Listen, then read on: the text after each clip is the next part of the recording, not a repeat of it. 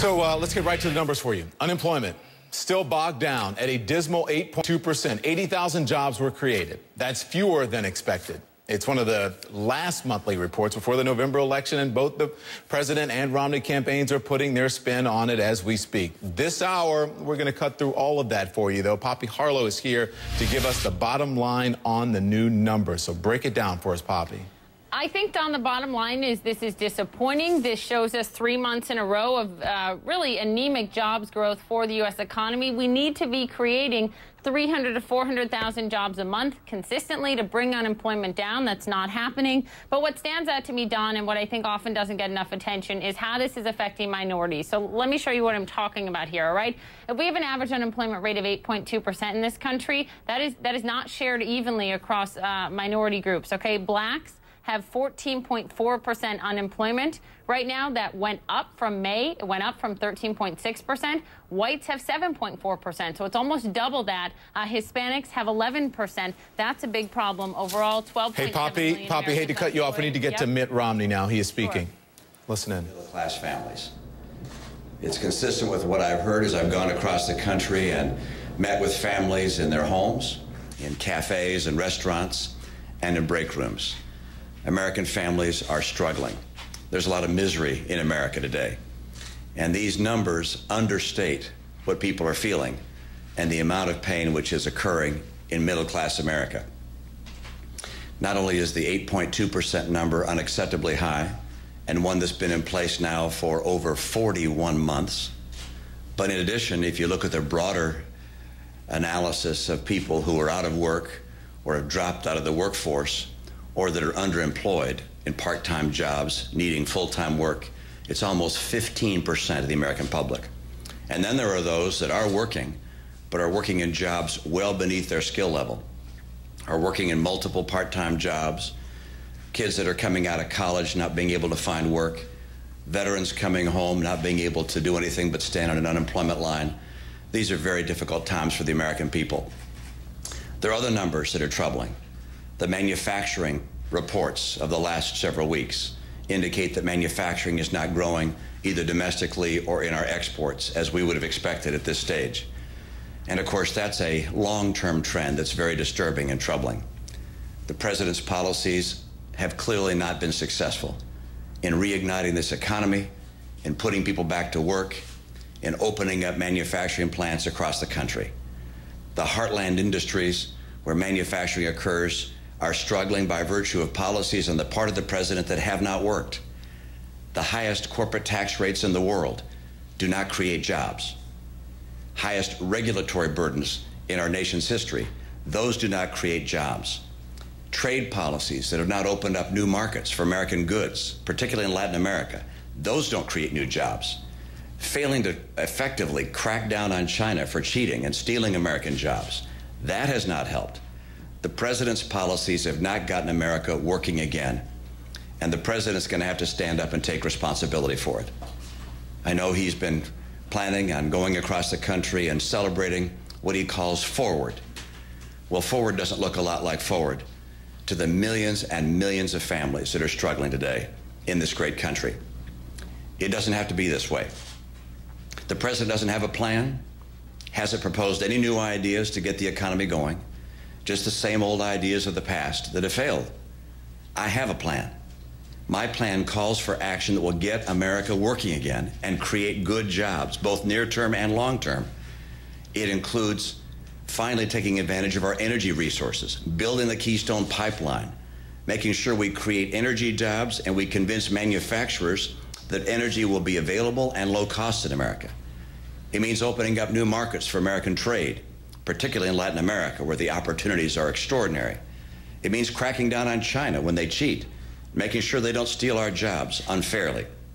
It means bringing our tax rates down, our marginal tax rates down, and cutting out the exemptions and deductions and loopholes that are unfair in many cases. In other cases, we're going to limit those deductions and exemptions so that we maintain our revenue through growth and through limiting of these special deals, but bring our tax rates down so they're competitive and attractive for jobs to come back to America.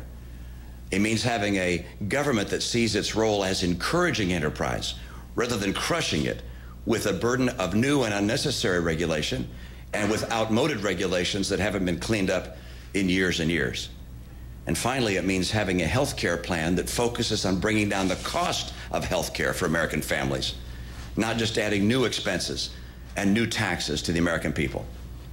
This is a time for America to choose whether they want more of the same, whether unemployment above 8% month after month after month is satisfactory or not.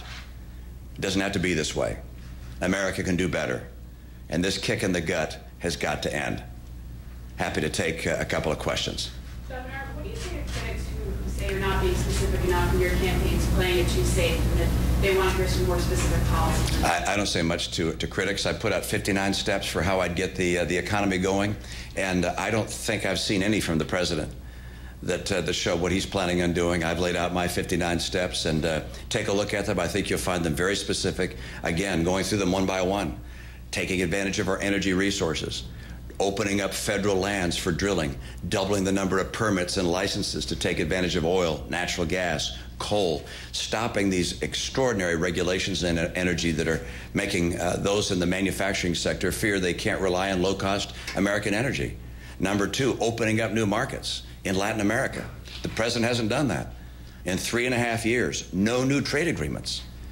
At the same time, cracking down seriously on China, not just at the edges, but finally going after them aggressively and saying, look, guys, you just can't continue to steal our jobs. How do you go across Pennsylvania and Ohio and not talk about being serious about creating jobs through manufacturing policies that make America more attractive for investment and growth? Tax policies. I want to bring down the corporate tax rate from 35 to 25 and the individual marginal tax rate 20% across the board. Those kinds of specifics I'd like to see coming from the president. That's Mitt Romney in Wolfeboro, New Hampshire, responding to that jobs report that came out not long ago, just this morning, and we have team coverage for you on this story. We've got a Poppy Harlow. She's following the numbers for us in New York. We also have Allison Cossack, of course, at the New York Stock Exchange to see how the markets are reacting. And we have our Dana Bash, who has been following the Romney campaign. Dana, Romney was on vacation this week, of course, the 4th of July weekend, came off vacation to respond to this. He said, you know what? He's been criticized for not really having a plan. He says, but I've laid out 59 steps to get the economy going. I haven't heard anything from the president. He talked about energy resources, a Keystone pipeline, and bringing down the marginal tax rate, also making the tax code fair, and on and on. What do you make of what he said here?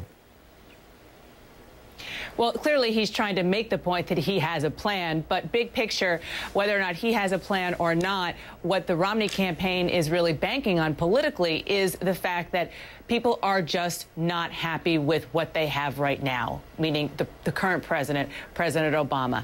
And the fact is that in talking to Romney officials, what they're saying is that it's not so much, are you better off than you were 4 years ago? It is, this man, this President Obama, he promised very, very different things. And has he delivered? Are things the way he said they will be? And you sort of saw the governor try to get at some of that by talking about the fact that this is a punch in the gut.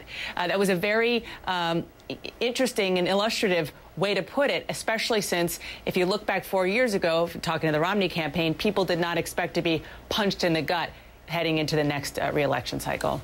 Yeah, Dana, we want to get back to Mitt Romney now. He's speaking more about the economy. Let's listen in. Governor, your staff has criticized President Obama for taking vacations, golfing. I'm wondering if you see it as somewhat hypocritical then to take a vacation right now, especially as a rather grim economic news is coming. You know, I'm delighted to be able to take a vacation with my family. I think all Americans appreciate the memories that they have with their children and their grandchildren. I hope that more Americans are able to take vacations. And if I'm president of the United States, I'm going to work very hard to make sure we have good jobs for all Americans who want good jobs. And as part of a good job, the capacity to take a vacation now and then with their loved ones. Thank you, everybody. Responding to a 2006 job report in Massachusetts, when someone was asking about a jobs report in Massachusetts, you said that there were a number of factors that were outside of your control as a way of explaining why the number was low. Why is that not the case for President Obama, that there are factors out of his control that are responsible for the low jobs report? You know, in any jobs figures, there are going to be factors that come and go that you can't control. But the things you can control, you want to get right. In the case of President Obama, this is not a monthly statistic or even a half-yearly statistic. We've looked at now almost 4 years of policies that have not gotten America working again. We've seen that his tax policies have not encouraged investment in America. We've seen that Obamacare has made it less likely for small businesses to hire. We've seen his financial regulatory burden make it less likely for small banks to make loans to businesses that need those small bank loans to get started and to grow. His policies have not worked. And that's just not a short period of time. That's over a 4-year period of time almost.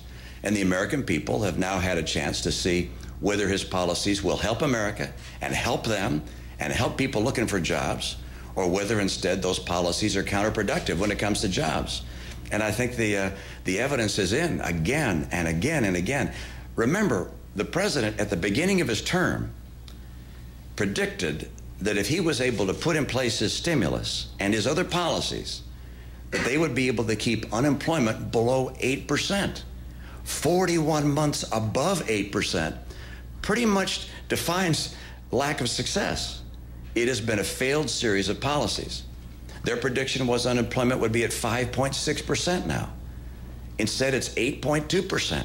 Millions and millions of families are struggling and suffering because the president's policies have not worked for them. And I represent a very different course. I believe a better path, one that has been demonstrated time and again over our history to encourage job growth in this country.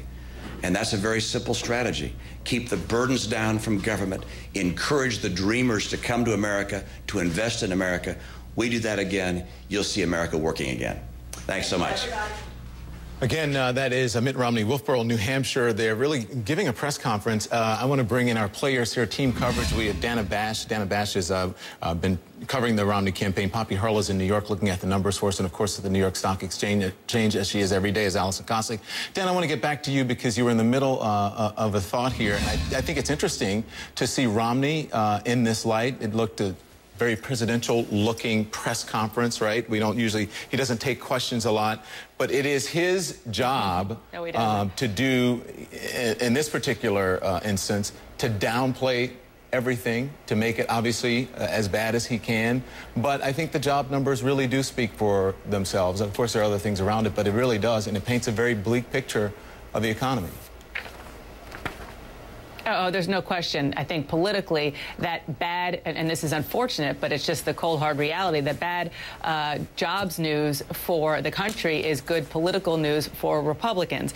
You know, I got an email from John McCain's former economic advisor, and he put it this way, and I think this is probably a very concise way to say it. The bottom line, the April jobs report was awful, May was weak, and June is a disappointment. None of that is good. And you can bet that Mitt Romney, his campaign, knowing full well what we have been reporting, that polls show that the public is focused on this issue more than anything else, that they are going to come out and remind people that that this is not what they thought was going to happen when they elected President Obama 4 years ago. Yes, the president is arguing, and you know he certainly has valid points about the fact that the economy was very, very bad when he took office.